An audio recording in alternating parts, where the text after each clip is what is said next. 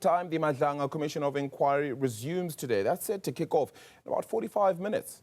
It's after a week-long break. The Commission says the pause was necessary to give evidence leaders time to prepare for the next phase of testimony, which involves highly sensitive material as well as complex witness arrangements. Evidence leaders are expected to apply for parts of the hearings to be held behind closed doors, excluding journalists and even members of the public. Ziyanda Ngcobo live for us from the Bridget Mabandla Justice College in Pretoria, where that commission is sitting and taking place. It's just going to be about how to figure out exactly how this works with the complex arrangements for the next set of evidence lead. And I believe you may have somebody who has the details for us. Ziyanda, good morning again. Hi once again, Arabile, that's right. I've got Jeremy Michaels, the spokesperson of the Madlanga Commission. Dare I say, Jeremy, you've got quite a lot to answer for in many aspects. Good morning to you too, Ziyanda.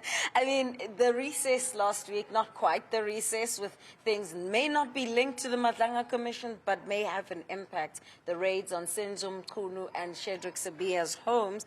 But let's dial it back just a little bit. The last time we were here, it was Dumisani Khumalo who was set to take the stand, and then he fell ill. Now, we've been told that he's not back at the commission. Firstly, how is he and why isn't he back? Well, indeed, Ziyanda, that incident on the 1st of October, where Lieutenant General Khumalo fell ill, is under investigation. The nature and the cause of his illness is under investigation.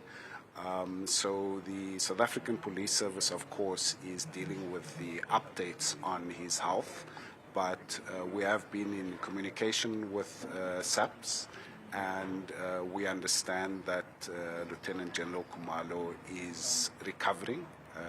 He's on the road to recovery. And so from the Commission's perspective, we expect, if all goes well, that he will return to the Commission within a few weeks. All right. So let's talk about what's taking place today. We understand that there's an application to have today's new witness give their evidence in camera. How are you as a Commission, if this application is indeed granted, going to ensure that there's enough transparency for us to know what at least was said? Just take us through the process.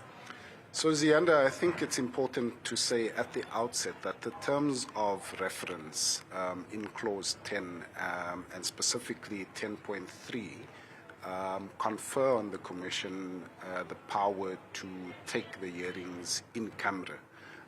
And I think perhaps it would be useful to quote from 10.3. It says that the Commission has the power, quote, to sit in camera where necessary to protect the safety of witnesses. Yeah. Also the integrity of ongoing investigations where appropriate, and where intelligence and the work that the intelligence services are concerned. So it is very clearly within the terms of reference and the powers of the Commission to take hearings in camera. Having said that, Justice Madlanga, right at the outset, on the 28th of July, at our very first public briefing, indicated and committed the Commission to transparency, as you say. Yes. And so a decision of this nature will not be taken lightly. There is an application by the evidence leaders for the reasons contained in the terms of reference and the powers, particularly the safety of witnesses, amongst others, to take the hearings in camera. Is there any opposition to this application? And I mean, where would that opposition necessarily come from? Because you would be aware of the public interest in this matter. Absolutely, and we're very conscious of that. So we did yesterday, on Sunday, have an indication that lawyers representing two media houses were considering opposing the application for the hearings to sit in camera, and I've just received confirmation that indeed both Daily Maverick and News 24 are going to bring an application to oppose the in-camera hearing. So given that latest development just a few minutes ago, It may well be that at 9:30, when the hearings resume before Justice Madlanga and his co-commissioners, the evidence leaders will give an update because they have been in contact with the lawyers representing those two media houses, give an update as to where things stand regarding both the application for in-camera and the opposing application. And then I'm sure that Justice Madlanga and the Commission will give an indication of what the rest of the day then looks like.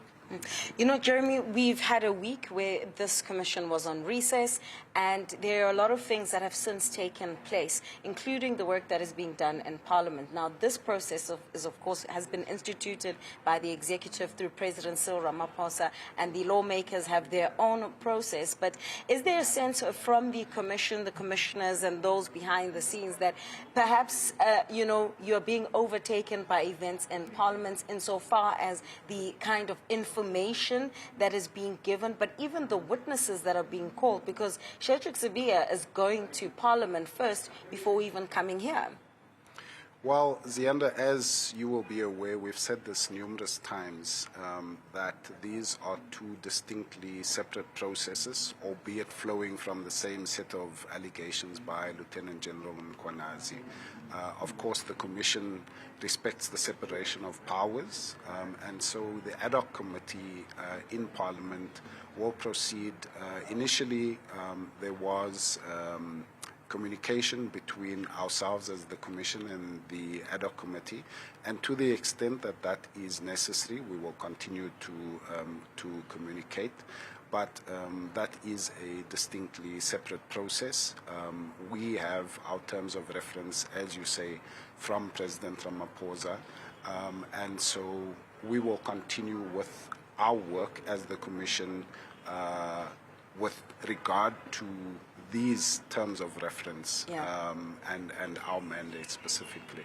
I suppose perhaps the paces are different, but as you've mentioned, the process is completely different. And at 9:30, then we'll get a sense of whether or not the commissioners will grant that application. You've just heard from Jeremy Michaels there that News 24 and Daily Maverick opposing that evidence, opposing rather the application to have the evidence today being given in camera, and a commitment from Madlanga that was made right from the start about transparency. But in light of the possible issues around safety of witnesses, we'll have to hear what considerations will have to be made to ensure that there's a balancing act between protecting a witness as well as the transparency owed to South Africans. Arabile.